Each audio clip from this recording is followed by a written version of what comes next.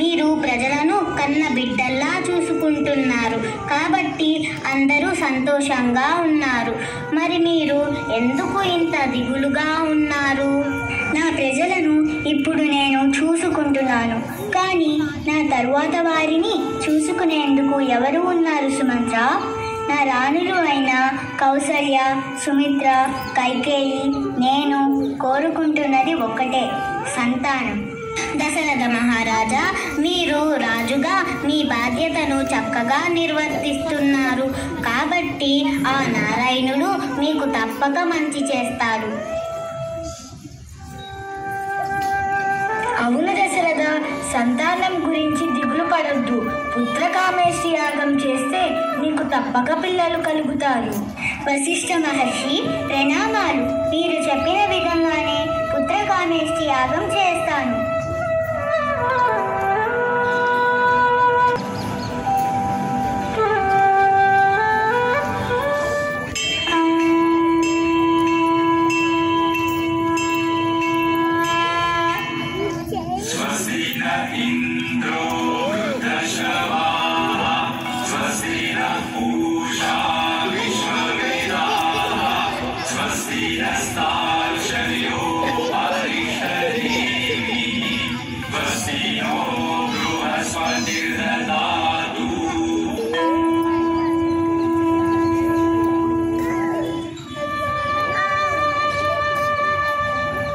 దశరథ, ఈ ప్రసాదాన్ని నీ రాణులకు పంచు.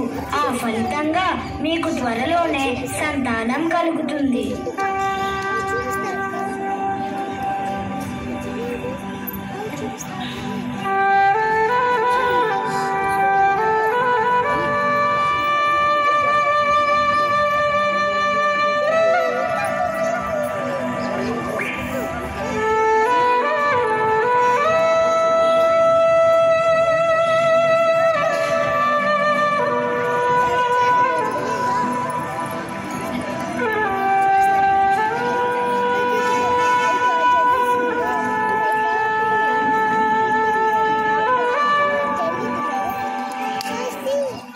ఈ యాగం వలన భగవంతుడు మనకు పిల్లల్ని ఇచ్చాడు.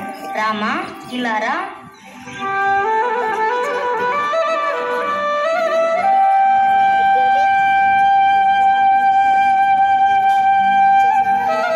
భరత, ఇలా రా నాయనా.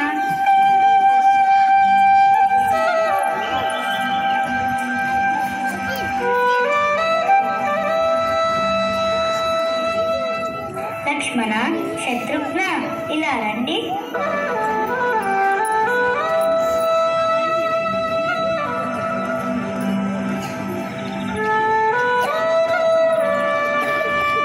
ఆ విధంగా దశరథుడు, కౌసల్య, సుమిత్ర, కైకేయీలు తమ ధర్మబద్ధమైన జీవితం కారణంగా సాక్షాత్తు ఆ శ్రీ మహావిష్ణువును, ఆయన పరివారాన్ని పిల్లలుగా పొంది వారిని పెంచుతూ ఎంతో సంతోషించారు. శ్రీరాముడు జన్మించిన ఈ రోజే మనం జరుపుకునే శ్రీరామనవమి.